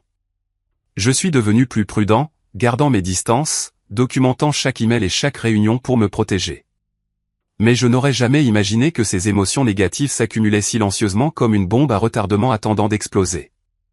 Le temps a continué de passer au rythme incessant de l'entreprise, et après mes contributions claires aux opérations et à la gestion de crise, j'ai été officiellement reconnu par la direction. Ce n'était pas une grande cérémonie ou une annonce largement diffusée, mais une brève réunion dans le bureau de Monsieur Charles. Il était assis derrière son grand bureau en bois, Madame Hélène se tenant à côté de lui avec un sourire chaleureux et le manager Arlon présentait le rapport. Daniel a amélioré les performances du département de 25% et il a géré le plus récent incident sans dommages majeurs. Mon cœur s'est emballé en entendant ces mots, non pas de fierté mais d'étonnement. Quelques mois plus tôt, j'étais un étranger parmi les costumes bien taillés. Maintenant, il me promouvait à un rôle avec une bien plus grande responsabilité, supervisant l'ensemble du système de maintenance interne, bien au-delà de mon poste initial. Vous méritez ce poste, Daniel, a dit Monsieur Charles, en me serrant fermement la main. Madame Hélène m'a serré doucement dans ses bras. Nous sommes fiers de vous. J'ai hoché la tête poliment, mais à l'intérieur, j'étais rempli d'inquiétude. Cette promotion signifiait que les projecteurs étaient braqués sur moi plus intensément, et cela allait probablement irriter ceux qui se cachaient dans l'ombre.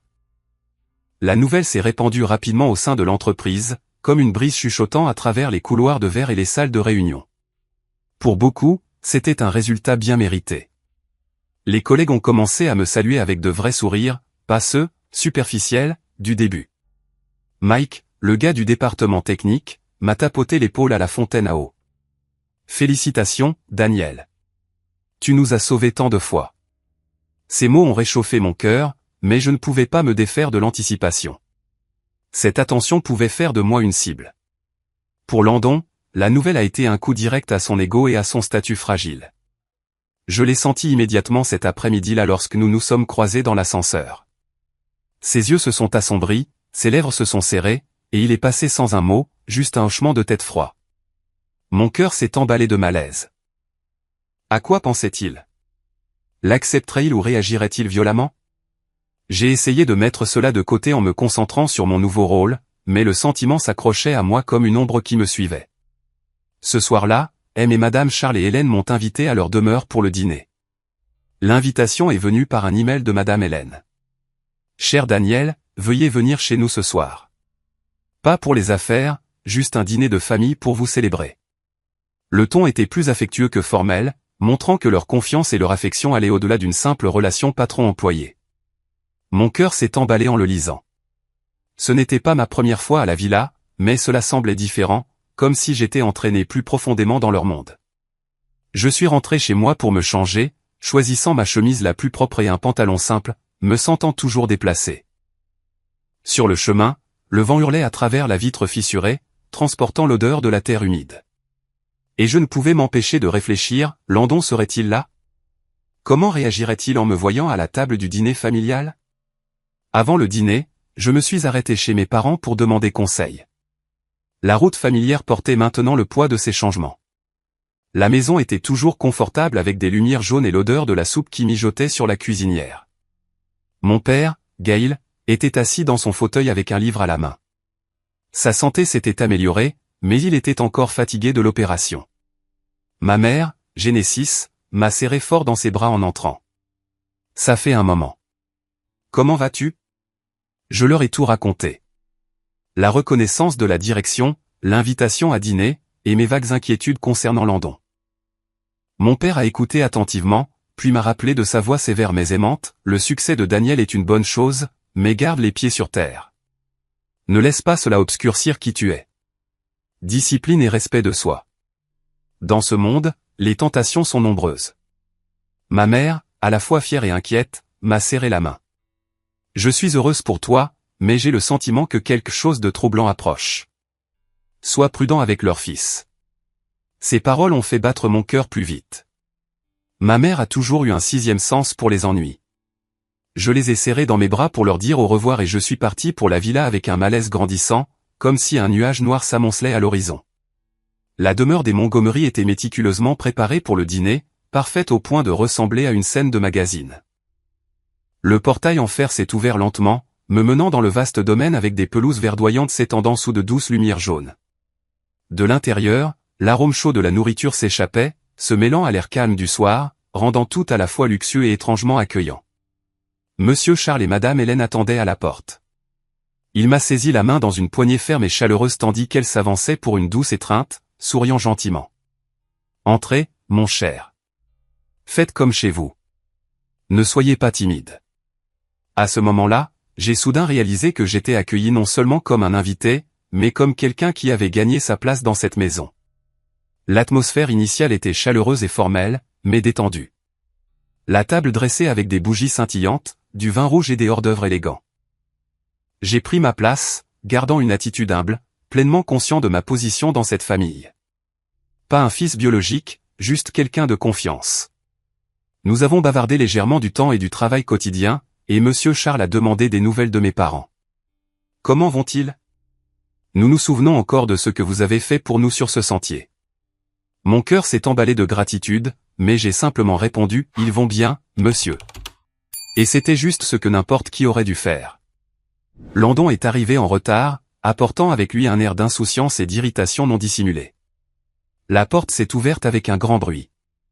Il est entré avec les cheveux en désordre, un costume légèrement froissé, et une légère odeur d'alcool, venant clairement d'une fête. Il s'est excusé nonchalamment, blâmant la circulation, mais ses yeux m'ont balayé avec hostilité. Ma présence au dîner le faisait se sentir envahi sur le territoire de sa propre famille. Il s'est assis en face de moi, serrant fermement son couteau et sa fourchette, et l'atmosphère est soudainement passée de chaleureuse à lourde. Mon cœur s'est mis à battre plus vite, un frisson me parcourant l'échine. Il réprimait sa rage, et j'en étais la cible.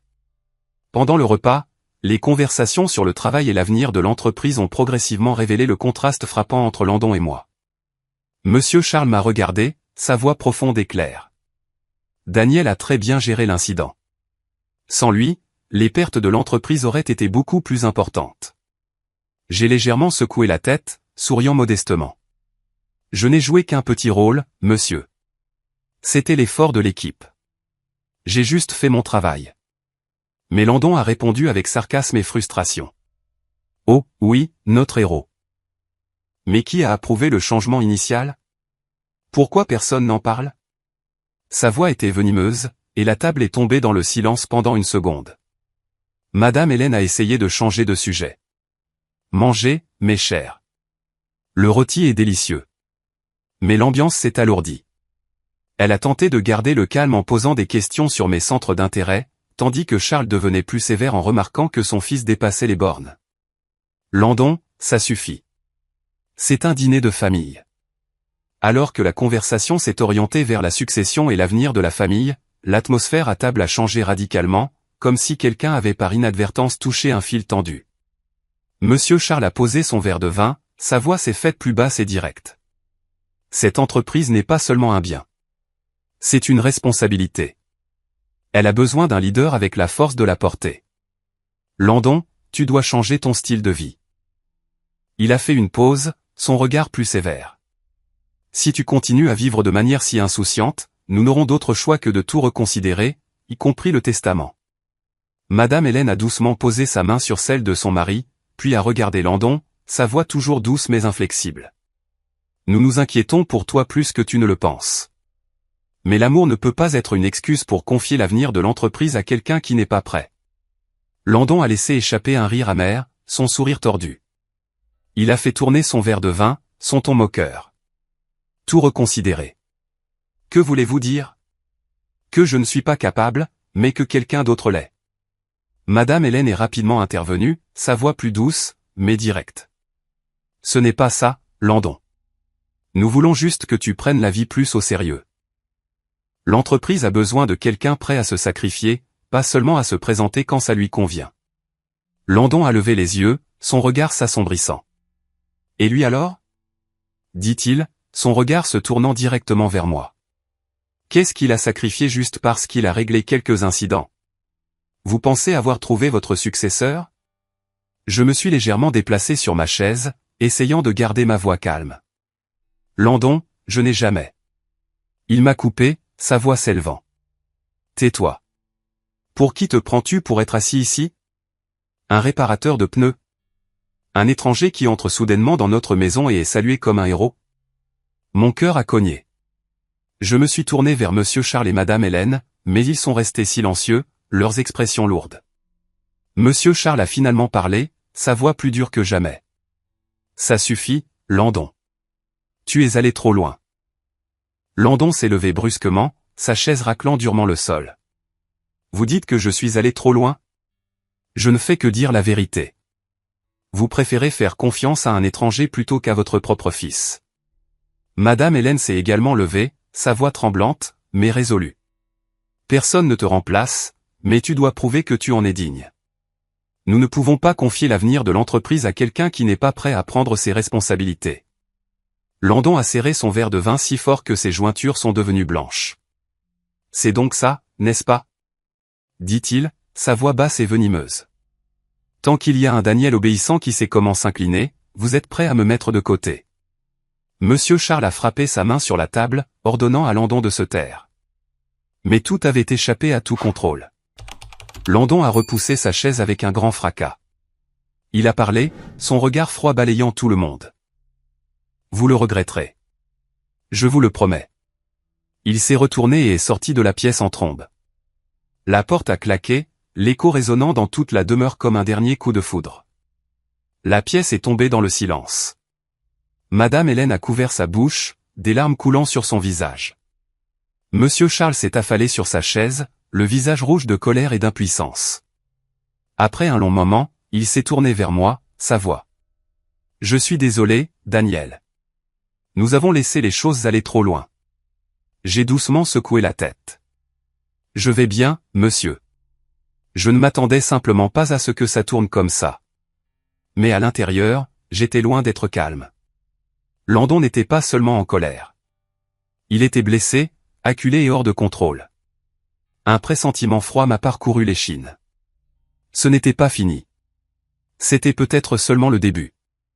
J'ai demandé à partir tôt même si le dîner n'était pas terminé. « Merci à vous deux, mais je devrais rentrer », ai-je dit, ma voix stable, mais mon cœur plein de malaise. Ils m'ont raccompagné à la porte. Madame Hélène m'a serré fort dans ses bras. « Tu es une partie lumineuse de nos vies, Daniel. » Mais en sortant, le vent froid me fouettant le visage, j'ai clairement senti l'instabilité dans les yeux et les actions de Landon, même si je ne pouvais pas encore nommer la peur grandissante en moi. Il avait disparu dans l'obscurité du domaine, et cette pensée m'a fait frissonner. En m'éloignant de la demeure à travers des rues faiblement éclairées avec de rares lampadaires, je n'ai pas ressenti le soulagement qu'on pourrait attendre après une étape importante de sa carrière. Au lieu de cela, il y avait un vague malaise, comme si une corde avait été trop tendue et était sur le point de se rompre. Mon cœur s'est emballé tout le long du trajet, les images de Landon claquant la porte se rejouant sans fin. S'arrêterait-il au mot ou passerait-il à l'acte? Je me suis garé un instant, respirant profondément, essayant de chasser cette pensée. Mais le mauvais pressentiment persistait, comme ma mère l'avait dit, quelque chose de troublant approchait. J'ai quitté le domaine des Montgomery, emportant le sentiment que cette nuit ne se terminerait pas paisiblement. Je suis rentré chez moi, je me suis effondré sur le lit, mais le sommeil ne venait pas. Le vent hurlait à l'extérieur de la fenêtre comme un avertissement, et je savais qu'à partir de ce moment, tout avait changé de manière irréparable. Landon, il était comme une bombe, et j'étais involontairement devenu le détonateur. La tempête frapperait-elle, ou pourrais-je l'éviter? Cette anticipation m'a tenu éveillé jusqu'à l'aube, et je savais que les jours à venir seraient pleins de drames. Après ce dîner chaotique, en m'éloignant de la demeure des Montgomery, mon humeur était plus lourde que jamais. La route était noire. Les phares de mon vieux pick-up illuminaient les arbres qui se balançaient le long de l'accotement, projetant des ombres étranges qui semblaient me suivre. Le vent hurlait à travers la vitre fissurée, transportant l'odeur de la terre humide et des feuilles en décomposition. Mais il ne pouvait pas dissiper le malaise qui me serrait la poitrine. Mon cœur cognait, non pas d'épuisement après une longue journée, mais parce que les mots criés par Landon résonnaient encore dans ma tête. Vous aimez plus ce gamin que votre propre fils, n'est-ce pas? Le regard dans ses yeux à ce moment-là, plein de haine et de désespoir, m'a fait frissonner. S'arrêterait-il au mot? Ou cette rage exploserait-elle en quelque chose de pire? J'ai serré fermement le volant, essayant de me concentrer sur la route, mais mon intuition me murmurait, ne va pas trop loin. Pendant tout le trajet, le malaise a persisté, m'incitant à ralentir puis à décider de faire demi-tour. J'ai pris une route secondaire, me suis garé dans un endroit caché près du portail de la demeure, j'ai éteint les phares et je suis resté immobile dans l'obscurité. C'était comme si mon instinct m'avertissait que quelque chose allait se passer. Un pressentiment vague mais puissant qui faisait légèrement trembler mes mains alors que je tenais mon téléphone, hésitant à appeler Monsieur Charles. Le temps s'est écoulé lentement dans cette nuit silencieuse, comme un fil montant progressivement vers son apogée. La demeure était silencieuse sous la lune décroissante. De faibles lumières s'échappaient de quelques fenêtres, projetant de faibles lueurs sur la pelouse. J'étais assis dans le camion, me reprochant de trop réfléchir. Tu es fou, Daniel. Landon est juste en colère. Il va se calmer. J'ai regardé l'heure. Il était presque minuit. Et je me suis préparé à démarrer le moteur et à partir, convaincu d'être paranoïaque. Mais alors, de loin, est venu le grondement d'un moteur brisant le silence. Mon cœur s'est emballé, le sang affluant à mes oreilles. Un véhicule s'est dirigé vers le portail à une vitesse anormale, les pneus crissant sur le gravier. J'ai plissé les yeux à travers le pare-brise. C'était la voiture de Landon, le SUV noir élégant que je l'avais vu conduire au bureau. Le véhicule s'est arrêté brusquement au portail. La portière s'est ouverte et Landon est sorti en titubant, clairement hors de contrôle. Il se balançait, s'appuyant sur la portière pour se soutenir, et la forte odeur d'alcool a flotté dans le vent vers moi. Son visage était rouge sous le lampadaire, les yeux injectés de sang, les cheveux en désordre. Ce n'était plus le vice-président arrogant, mais un homme ivre consumé par la rage. Mon cœur cognait comme un tambour de guerre. Était-il allé boire après le dîner? Et revenait maintenant pour quoi faire? Je suis resté figé, retenant mon souffle, observant de loin. J'observais à distance, partagé entre partir et intervenir. Landon a titubé vers le portail, a tapé le code avec des mains tremblantes, et est entré dans le domaine. Le portail s'est refermé derrière lui, et il s'est précipité directement dans la maison, poussant la porte d'entrée sans frapper. Le malaise en moi s'est transformé en une peur claire, un choc parcourant ma colonne vertébrale. Ferait-il du mal à M? Et Madame Montgomery, où n'était-ce qu'une autre dispute? J'ai serré le volant, luttant intérieurement. Ce ne sont pas tes affaires, Daniel. Rentre chez toi. Mais les souvenirs de mon père ont refait surface. Quand tu vois quelqu'un en difficulté, tu ne tournes pas le dos. J'ai coupé le moteur, suis resté à regarder mon cœur battre si fort que je pouvais l'entendre dans mes oreilles. L'air de la nuit était glacial, le vent hurlait plus fort, et je priais pour que tout ne soit qu'imagination. Peu de temps après, des bruits chaotiques ont éclaté de l'intérieur de la demeure, des meubles qui se brisent, comme des chaises qui tombent ou des vases qui se fracassent. Les cris de Madame Hélène dans une cacophonie qui a brisé le calme de la nuit. Mon cœur a semblé s'arrêter une seconde, puis a cogné sauvagement d'horreur. Quelque chose ne va pas, ai-je marmonné, mon sang se glaçant. Ce n'était pas une dispute normale. C'était de la violence. Je n'ai plus hésité. J'ai sauté du camion et j'ai couru vers la maison, pleinement conscient que j'entrais en danger, mais incapable de faire demi-tour. Mes pieds martelaient l'herbe humide, le vent me fouettant le visage, le cœur s'emballant comme s'il allait éclater.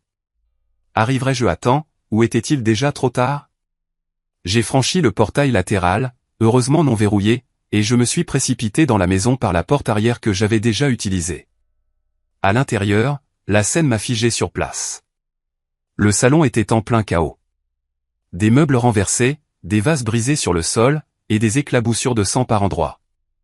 Le majordome, un homme plus âgé que j'avais déjà rencontré, gisait effondré près de la porte, inconscient avec une blessure à la tête, le sang coulant.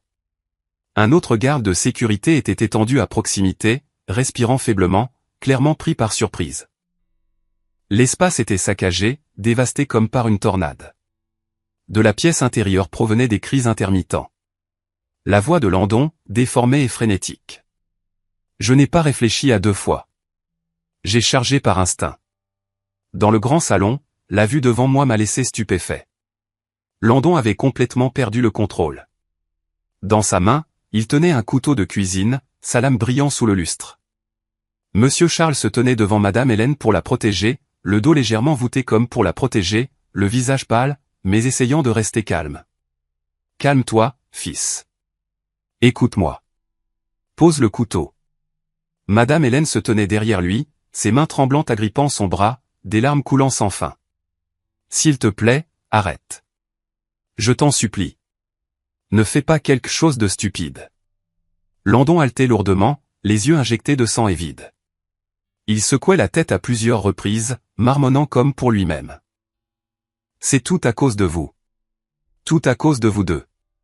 Et de ce salaud aussi, pour m'avoir transformé en ce que je suis aujourd'hui. J'ai fait un autre pas, essayant de garder ma voix stable malgré mon cœur qui cognait comme s'il allait briser ma poitrine. Landon, regarde-moi. Arrête ça. Personne ne veut que ça arrive. Je me suis déplacé lentement dans la pièce, délibérément, me positionnant sur le côté pour attirer son attention loin du couple. Les yeux de Landon se sont immédiatement fixés sur moi. Sa rage semblait trouver une nouvelle cible. Il a rugi, « C'est toi la cause de tout ça. Si ce n'était pas pour toi. » Il s'était lancé en avant, le couteau se balançant sauvagement.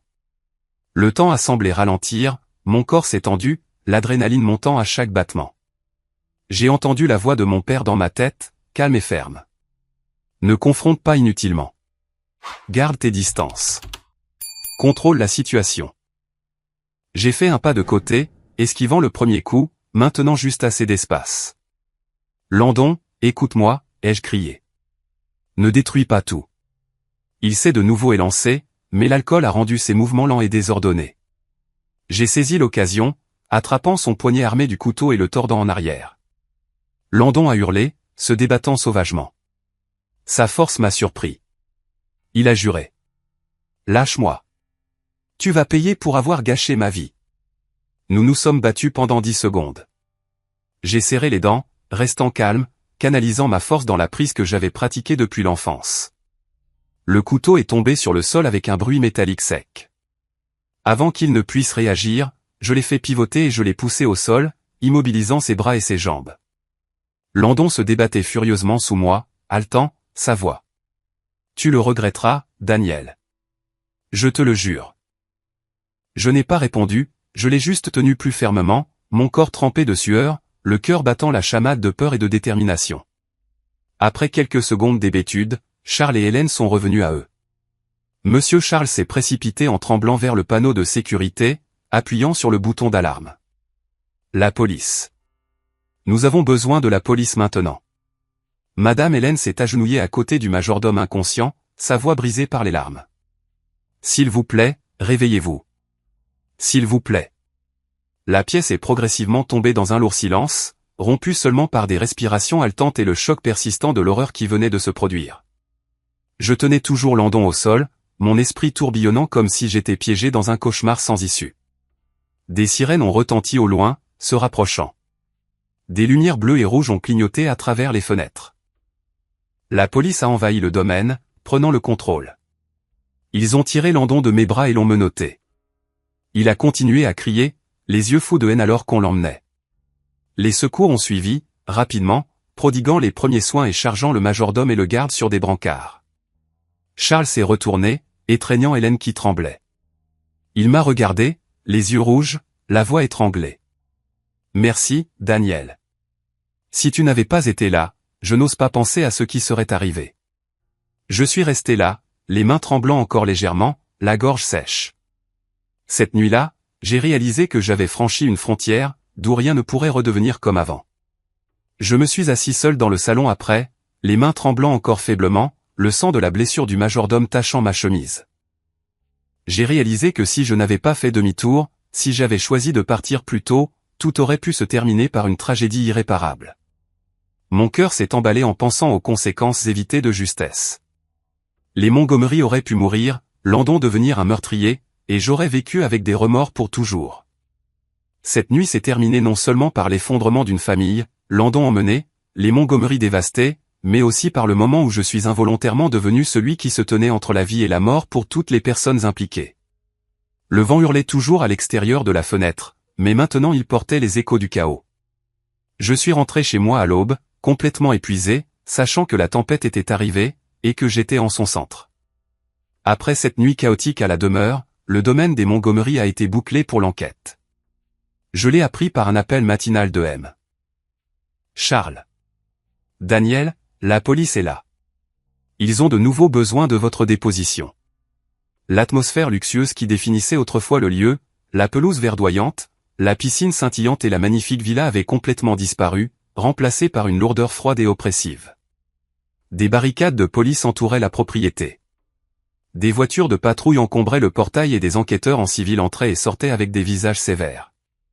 Je suis retourné cet après-midi-là, le cœur s'emballant à cette vue. La villa ressemblait maintenant à une scène de crime, avec du ruban jaune délimitant le salon et les meubles renversés laissés en place pour les photographies. Monsieur Charles et Madame Hélène semblaient avoir vieilli de 10 ans en une nuit. Lui assis sur le canapé, le visage livide, elle serrant un mouchoir pour essuyer ses larmes. « Merci d'être revenu », a-t-il murmuré en entrant. J'ai hoché la tête, mais à l'intérieur, j'étais rempli d'inquiétude. Cela allait-il s'éterniser ou affecter l'entreprise et moi? La police a de nouveau recueilli ma déposition peu après, revenant pour confirmer les détails. dans une salle d'interrogatoire temporaire, un coin du bureau avec un bureau en bois et une faible lampe jaune, 2 officiers étaient assis en face de moi, prenant des notes attentives. J'ai raconté tout l'incident honnêtement, sans embellissement ni blâme, me concentrant uniquement sur ce dont j'avais été témoin et mes actions pour éviter une tragédie. Je suis revenu sur un mauvais pressentiment, ai-je dit, ma voix stable même si mes mains tremblaient sous la table. Puis j'ai entendu des bruits, je me suis précipité à l'intérieur et j'ai vu Landon tenant un couteau. Ils ont demandé des détails, des chronologies, des positions, et comment je l'avais maîtrisé. Mon cœur s'emballait chaque fois que je m'en souvenais, l'odeur envahissante d'alcool, les bruits de fracas, la peur réelle lorsque le couteau s'est balancé. Je n'ai pas dépeint Landon comme un méchant. J'ai simplement exposé les faits. Il était ivre et hors de contrôle. Je ne voulais blesser personne, ai-je conclu. L'officier a hoché la tête. Vous leur avez sauvé la vie. Votre déclaration correspond aux caméras. J'ai quitté la pièce avec un certain soulagement, mais le malaise persistait. Mon témoignage pouvait déterminer le sort de Landon, et j'étais le témoin clé. Les preuves ont été rapidement rassemblées, et les choses ont avancé plus vite que je ne l'attendais. Les caméras de sécurité à l'intérieur et à l'extérieur de la demeure avaient tout enregistré. Landon passant le portail à toute vitesse, titubant dans la maison, attaquant le majordome et le garde, puis acculant ses parents avec un couteau. Les déclarations du personnel, données après qu'ils aient heureusement repris conscience à l'hôpital, correspondaient parfaitement. Landon criant et les agressant lorsqu'ils ont essayé d'intervenir. Les blessures du majordome et du garde de sécurité étaient claires, coupures, contusions et traumatisme crânien. Toutes les preuves indiquaient que Landon avait complètement perdu le contrôle sous l'emprise de l'alcool. Son taux d'alcoolémie était extrêmement élevé lors du test. J'ai appris de Monsieur Charles quelques jours plus tard. Les preuves sont accablantes, Daniel. Nous ne pouvons pas le cacher. Mon cœur s'est emballé de sympathie. Landon était autrefois leur fils. Maintenant, c'était un criminel, mais aussi d'anticipation. Où cela mènerait-il? Cela m'entraînerait-il dans des démêlés judiciaires? Le majordome et le garde de sécurité s'en sont heureusement sortis après quelques jours à l'hôpital. Je leur ai rendu visite une fois, apportant des fleurs et des fruits, le cœur battant de culpabilité. Même si ce n'était pas ma faute, j'étais partie prenante de cette nuit. Le majordome, le front bandé, a esquissé un faible sourire. Merci. Sans vous, je ne serais pas là pour le dire. Le garde m'a saisi la main. Vous êtes un héros pour nous. Mais les blessures physiques et émotionnelles ont laissé de lourdes séquelles. Le majordome a subi un léger traumatisme cérébral et a eu besoin d'un long repos. Le garde avait un bras cassé et un traumatisme psychologique. L'incident n'a pas pu être étouffé. Les médias ont commencé à en parler malgré les efforts des Montgomery pour garder l'affaire privée. Mon cœur s'emballait chaque fois que je lisais les nouvelles. Le fils d'un milliardaire attaque sa famille dans un accès de rage alcoolique. Me blâmerait-il ou cela aurait-il un impact sur l'entreprise? Landon a été placé en détention pour l'enquête, et l'arrogance et l'insouciance qui le protégeaient autrefois se sont effondrés devant la réalité de la loi. Je l'imaginais en prison. Pas de costume cher, pas de voiture de luxe, juste un prisonnier attendant son procès. Monsieur Charles a dit au téléphone, il reprend ses esprits, mais il est trop tard. Mon cœur s'est emballé avec des sentiments mitigés. De la pitié pour Landon, mais de la colère qu'il ait failli tuer des gens. Charles et Hélène ont affronté la douloureuse vérité. Les actions de leur fils n'étaient pas une explosion d'une nuit, mais le résultat d'années d'indulgence, de dissimulation et d'évitement de la responsabilité parentale. Ils me l'ont avoué lors d'une brève réunion. Nous l'avons trop gâté, Daniel. Nous ne lui avons pas appris la responsabilité. Madame Hélène a pleuré, si nous avions été plus stricts, cela ne serait pas arrivé. Je les ai réconfortés, mais à l'intérieur, je me sentais mal à l'aise. Ils étaient en train de se briser, et j'en étais témoin. Les jours suivants, ils se sont rendus à l'hôpital pour s'excuser auprès du majordome et du garde, couvrant tous les frais médicaux et les indemnités. Non pour échapper à la loi, mais pour montrer leur responsabilité morale. Je les ai accompagnés une fois, mon cœur s'emballant dans l'atmosphère lourde. Monsieur Charles s'est incliné devant le majordome. Je suis désolé, nous avons échoué en tant que parents. Madame Hélène a pleuré. Nous nous occuperons de tout. Reposez-vous. Les victimes leur ont pardonné, mais les cicatrices sont restées. L'affaire s'est répandue, et le couple a dû faire face à l'examen public. Les journalistes grouillaient, remettant en question l'éducation des enfants dans les cercles d'élite. Mon cœur s'emballait chaque fois que je voyais les nouvelles. Surmonterait-il cela ou la famille se briserait-elle? Le procès a eu lieu dans une atmosphère sombre quelques mois après cette nuit. L'affaire a attiré une attention massive en raison du nom Montgomery. Les journalistes s'entassaient devant le palais de justice, les flashs des appareils photo constants. Mais Charles et Hélène n'ont fait aucune tentative d'interférer ou d'utiliser leur influence pour atténuer la responsabilité de leur son. Ils étaient assis au premier rang, le visage pâle, se tenant la main. J'ai été convoqué comme témoin. Debout devant le juge et le jury, tous les yeux rivés sur moi, mon cœur cognait comme s'il allait éclater. J'ai raconté les événements comme un devoir civique, la voix calme, malgré les mains tremblantes sur la barre. Je suis revenu sur une intuition, j'ai vu Landon avec le couteau, et je l'ai maîtrisé pour les protéger. Pas de ressentiment ni de désir de vengeance, juste la vérité. Landon était assis sur le banc des accusés, émacié, évitant mon regard. Finalement, le tribunal a condamné Landon à 6 ans de prison pour agression aggravée avec une arme mortelle et acte de violence connexe. Aucune exception, aucune interférence. La richesse et le statut de la famille Montgomery n'ont pu changer l'issue. Après le procès, Charles et Hélène sont tombés dans un long silence. Ils apparaissaient à peine à l'entreprise, choisissant de rester à la villa pour réfléchir à ce qui s'était passé. Leur plus grande perte n'était pas seulement un fils derrière les barreaux, mais la prise de conscience tardive de leurs erreurs dans son éducation. Lors d'une réunion privée, Madame Hélène m'a dit, sa voix lente et lasse, nous lui avons tout donné, sauf la discipline.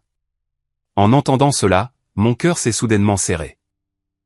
J'ai compris que le prix de l'indulgence ne se manifeste pas toujours immédiatement, mais quand il le fait, rien ne peut le compenser.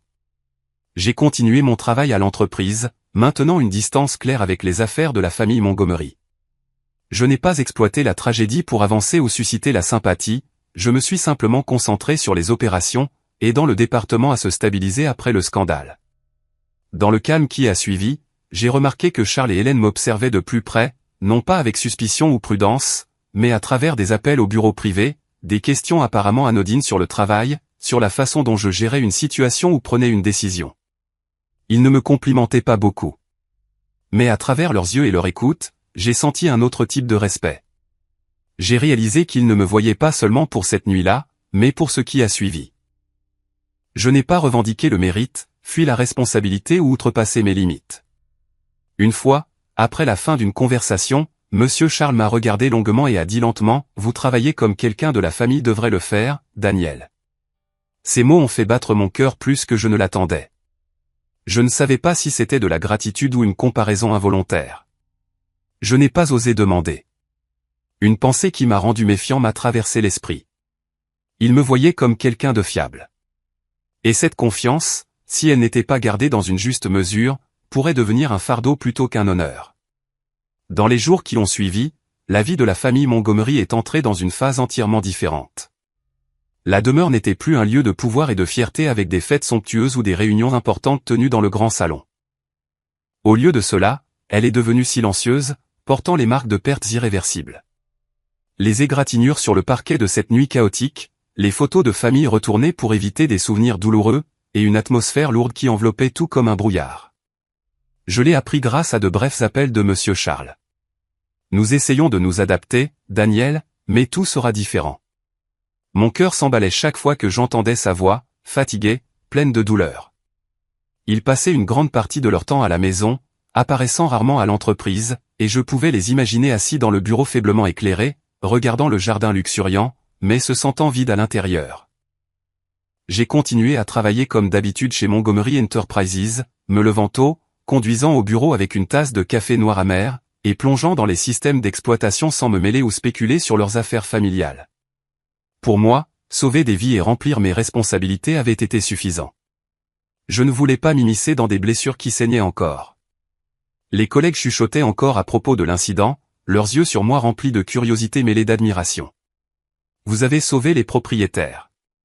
Mais j'ai gardé mes distances, me concentrant sur le travail, supervisant des projets de restructuration de systèmes, assistant à des réunions avec les managers et réglant des problèmes mineurs avant qu'ils ne deviennent majeurs. Mon cœur s'emballait chaque fois que j'entrais dans le bureau. L'atmosphère restait tendue après le scandale, et je sentais le changement. Les gens me faisaient plus confiance, mais attendaient aussi plus. Pourrais-je y faire face, ou m'effondrerais-je sous la pression? J'appelais mes parents chaque semaine, leur parlant du travail, et ils me rappelaient de faire les choses honnêtement et de garder les pieds sur terre. Ne laisse la pression ou les attentes de personnes t'influencer. Leurs paroles m'apaisaient, mais au fond de moi, je savais que ma relation avec M et Madame Montgomery se resserrait à travers des appels de suivi, de brèves invitations à prendre un café, et cela me rendait anxieux. Que attendaient-ils de moi? Ou était-ce simplement de la gratitude? Un soir tranquille, alors que le soleil se couchait derrière les gratte-ciel de la ville, Monsieur Charles a appelé, « Daniel, venez chez nous ce soir. » Juste un repas léger et un peu de conversation. Mon cœur s'est emballé.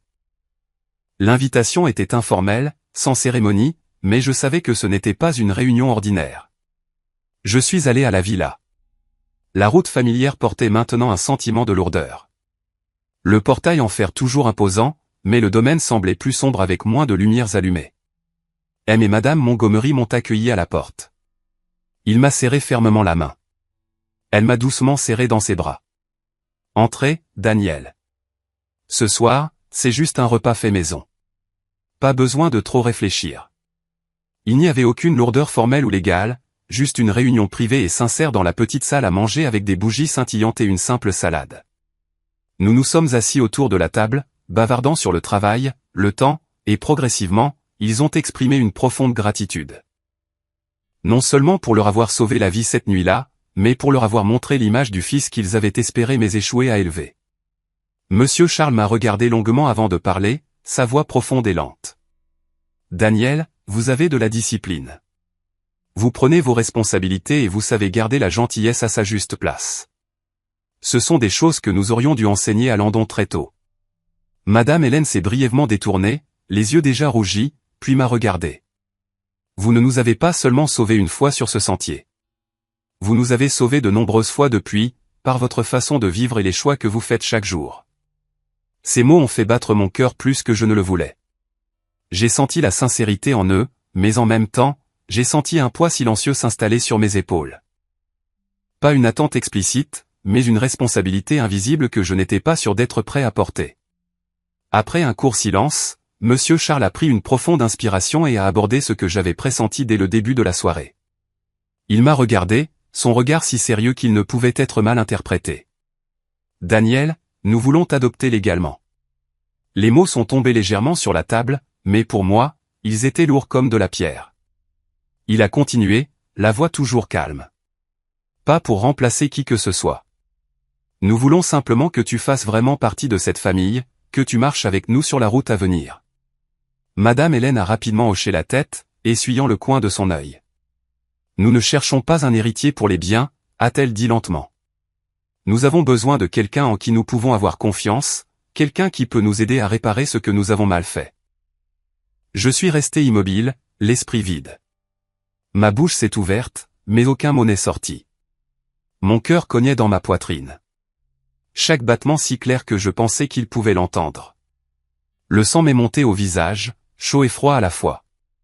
J'ai compris que ce n'était pas une offre impulsive, ni de la pitié, et cela la rendait plus déconcertante que tout ce que j'avais connu auparavant. Je ne savais pas si je devais les remercier, refuser ou demander du temps. Je savais seulement qu'à partir de ce moment, ma vie était placée à un carrefour que je n'aurais jamais imaginé affronter. Un simple agent d'entretien maintenant invité à rejoindre une famille d'élite. Cette pensée m'a laissé incapable de répondre immédiatement.